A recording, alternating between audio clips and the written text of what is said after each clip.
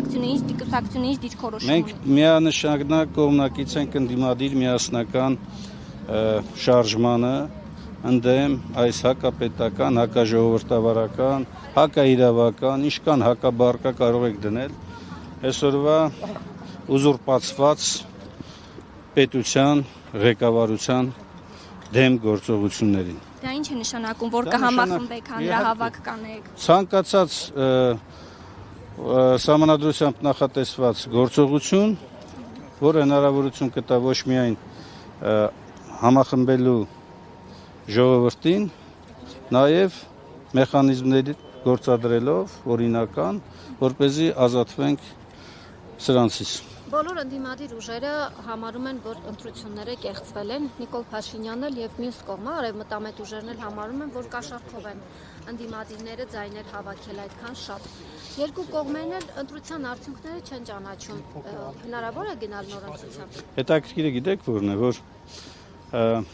տևական ժամանակ է, կարծում եմ իմ գործընկերները, պարոն Խուդոյանը եւ Տիկին Սողոյանը ներկայացրեցին մանրամասնությունները, տևական ժամանակ է, որ իշխանությունը փորձում է ընդդիմությանը վերագրել գործողություններ կամ մեղսագրել այնպիսի արարքների մեջ, որը բնորոշ է իշխանությանը։ Եվ դա անում են առանց վարանելու, առանց ամոթի զգացողություն ունենալու։ Իշխանությունը ինքը ոչ միայն գործադրել է ողջ վարչական ռեսուրսը, աննախադեպ ռեսուրսը, ֆինանսական, հանրությանը պատկանող ֆինանսական միջոցները ոչ միայն ընտրակաշառքի տեսքով տվել է ընտրողներին, նաև գործադրել է իր ամբողջ, այսպես կոչված ճակերտավոր լիազորությունները բռնության ենթարկելու քաղաքացիներին, մի մոռացեք, որ այս քարոզարշավի ընթացքում նաև մարդ է մահացել քրեակատարողական հիմնարկում, այս իշխանության ժամանակ։ Մի մոռացեք, որ այս իշխանությունը Հայաստանի երբևէ եղած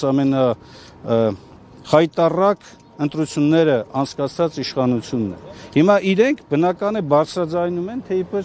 ընտրակաշառքով են ընտրվել, ավելին Նիկոլ Փաշինյանը իր խառնակցության էությանը համապատասխան հիմա էլ հրահրում է քաղաքացիական բախումներ։ Քաղաքացիական բախումների անոնս է անում այս մարդը։ Եվ այս մարդը այսօր իրեն հռչակել է Հայաստանի գերագույն իշխանություն։ Ու ակնհայտ է, որ այս պայմաններում մեր փրկությունը իբրև ժողովուրդ, իբրև ազգ, իբրև պետություն այս իշխանություններից ձերբազատվելու մեջ է։ Նոր ընտրության անհրաժեշտություն տեսնում եք եւ ինչ ակնկալիք ունեք այն Տեսեք, համանadrականից ներողություն, որի կազմը ձեզ համար լեգիտիմ չի եղել։ Այո, ավելին ասեմ, այն բոլոր խայտառակ արձանագրումները, որոնք որ կան, ներկայացնելով այս սահմանադրական դատարանին, մենք նենց չէ, որ երազում ենք կամ երազների մեջ ենք գտնվում, ակնհայտ է եւս մեկ անգամ կարող է փաստվել, որ այս սահմանադրական դատարանը ի վիճակի չէ իրականացնելու, իսկ եթե այնքան կամք ունենա, որ բացահայտ ճշմարտությունները արձանագրելով հանդերձ անվավեր ճանաչի ընտրությունները եւ իրականացնի մեկ այլ կարևոր առաքելություն, սահմանադրականությունը ապահովելու համար, տա հնարավորություն արգելելու այս հակաժողովրդավարական, հակաիրավական, քաղաքական միավորին եւ նրա ղեկավարին հետագայում երկիրը կառավարելու հնարավորությունից, նշանակում է ժողովուրդը կկարողանա համախմբվելով կազմակերպել եւ կատարել նորմալ ընտրություն։ Ակնկալում եք, որ ՍԴ-ն պետք է թույլ չտա Նիկոլ Փաշինյանի մասնակցությունը։ Ես երկու հնարավոր սցենարներ նկարագրեցի։ Որ սցենարն էլ լինի, այսինքն եթե ՍԴ-ն ունենա կամք շարժվի սահմանադրությամբ, հաղթում է ժողովուրդը, հաղթում է պետությունը։ Եթե ՍԴ-ն չունենա այդ կամքը, հերթական անգամ վավերացնի հակապետական այս իշխանությունների գործողությունները, մենք եւս մեկ անգամ պետք է արձանագրենք, որ ամբողջությամբ եւ լիակատար կերպով Հայաստանի ուզուրպացիան տեղի ունի։ Նոր ընտրությունների պատրաստվում եք գնալ Նիկոլ Փաշինյանի հետ։ Ինչ է նշանակում ում հետ։ Մենք գնում ենք, ինչպես տեսնում եք, Հայաստան դաշինքով։ Նկատի ունեմ Նիկոլ Փաշինյանի հետ որպես քաղաքական միավոր Հայաստան դաշինքը պատրաստվում է գնալ նոր ընտրությունների։ Իբրև այսինքն իբրև մրցակից, հա? Իբրև մրցակից։ Չէ, ինքը իր կազմակերպածը մենք տեսանք ինչ է։ Այս կազմակերպվածության պայմաններում այլանդակություն, ես դրա համար եմ ասում, Սահմանադրական դատարանի որոշմանը պետք է հետևի նաև կոնկրետ գործողություններ արդեն իրավապահ մարմինների կողմից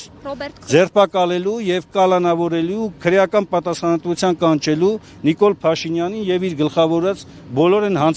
ենթադրյալ հանցագործություններ կատարողներին, որոնց վերաբերյալ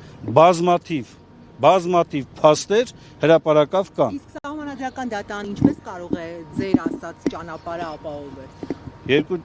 մեխանիզմով կա գոյություն ունի Սահմանադրական դատարանի մասին օրենք, որտեղ Սահմանադրական դատարանը պետք է ներգրավի նաև իրավասու մարմիններին, եթե ու նաև դատախազությանը, որպեսզի դատախազությունը ներկայացնեն փաստերը, որ ընդդիմադիրները, մենք բոլորս հասարակական սեկտորը, պարզ քաղաքացիները դիմել են, ինչու չի ընդհանրավորվել։ Դատախազությունը կամ խախտել է սահմանադրությունը, կամ պետք է գործի սահմանադրությամբ եւ իրականացնել այդ գործողությունները։ Դուք նկատի ունեք ընթացք չի տվել ինչին ռեսուրսի չարաշահման բոլոր այն հանցագործություններին, որոնք տեղի են ունեցել նախընտրական շրջանում, այսինքն երբ որ դեռ չէր հայտարարվել ընտրությունների մասին պաշտոնապես, ընտրությունները հայտարարելուց հետո, ընտրությունների օրը, հետընտրական է շրջանում բոլոր այն գործողությունները, որոնք որ հստակ եւ աներկբա մատնանշում են ծանր եւ առանձնապես ծանր հանցագործությունների մասին։ Ռոբերտ Քոչարյանը եւ Սամվել Կարապետյանը հանդիպել են։ Ոչ։ Պատրաստվում են, քանի որ Չգիտեմ։ Դուք հիմա ինձ քննարկում Ռոբերտ Քոչարյանի։ Լսեք, դուք ինձ հարց եք տալիս մարդկանց ծրագրերից, մտքերից, հանդիպումներից Ձեր առաջնորդից։ Ձեր առաջնորդը չէ Ռոբերտ Քոչարյանը։ Իմ առաջնորդն ով է։ Քաղաքական ուժի առաջնորդն է։ Դաշինքի մասին է խոսքը։ Հայաստան դաշինքի մասին է Որը խոսքը։ մասնակցում էր հունիսի 7-ին։ Եթե այդպիսի բան լինի, հրապարակային հասարակական դաշինքը, եթե ու նաև նախագահ Ռոբերտ Քոչարյանը կհայտարարի, կասի, կամ կա մամուլի պատասխանատու։ Հիմա դուք եկել եք այնց բան եք, ոնց որ ես պետք է իմանամ, թե մարդիկ իրար հետ ինչ պայմանավորվածություններ ունեն, դուք ես ինչ եք խոսում։ Ուղղակի քաղաքական ուժի ներսում Քաղաքական ուժի ներսում քննարկումների համար ես ասեցի, որ ոչ, հիմա դուք շարունակում եք։ Ասում եք իսկ կհանդիպեն։ Պարոն Մինասյան, լավ, տեսլականն է ուզում ճշգրտի եւ դուք ինչպես եք կարծում, այս պահին ընդդիմությունը ունի ռեսուրս պայքարի գնալ նաեւ փողոցով։ Ես դժվարանում եմ դա ասել, որովհետեւ ես չեմ այն մարդը, որ պիտի գնահատի որքան կա փողոցով պայքարելու ռեսուրս, ես այն մարդկանց մեկն եմ, որ առաջին օրվանից սկսած եղել եմ փողոցում 20 թվականից սկսած եւ չեմ կարող մյուսների փոխարեն որոշումներ կայացնել կամ մեկնաբանել։ Բայց մի բան ակնհայտ է, որ նույնիսկ այս կեղծված ցուցանիշների պայմաններում 600,000-ից ավել մարդ կամք է գտել իր մեջ եւ մերժել է սրանց։ Դա նշանակում ավելի մարդ էլ ընտրել է։ Այստեղ է որ վիճարկելու հարց կա եւ երբ որ Սահմանադրական դատարանում ներկայացվի, դուք տեսնեք այն տասնյակ հազարավոր տվյալները, որտեղ ստորագրություն չկա ընտրողների ցուցակին, բայց հայտարարվել է, որ այդ տեղամասերում այդքան մարդիկ մասնակցել են ընտրությունների։ Պարոն Մինասյան, Հայաստանում ինչպես է ձևավորվելու իշխանություն այն դեպքում, երբ Նիկոլ Փաշինյանը հայտարարում է, որ ընդդիմությանը ընտրած քաղաքացիների 70% ընտրակաշառք են վերցրել, այսինքն չի ճանաչում ձեզ որպես ընդդիմադիր ուժ, լեգիտիմ ուժ, իսկ ընդդիմությունն էլ հայտարարում է, որ Նիկոլ Փաշինյանը լեգիտիմ ճանապարհով ընտրված ղեկավար չէ եւ դիմում է Սահմանադրական դատարան։ Այդ դեպքում ինչպես է Հայաստանում իշխանություն ձևավորվելու։ Ոչ դուք եք իրենց ընդունում, ոչ իրենք են ձեզ ընդունում։ Միայն ժողովրդի որոշումը։ Ժողովուրդը ընտրություն է կատարել։ Ժողովուրդը ընտրությունը չի կատարել։ Բայց մենք, եթե ընտրություն կատարել, մենք կընդունեինք այդ արդյունքը։ Այսինքն դուք համարում եք ընտրություն այն սպառնալիքները, այն կեղծիքները, այն այլանդակությունները, որոնք տեղի են ունեցել եւ որի դիմաց գրվածը 700, չգիտեմ քանի հազար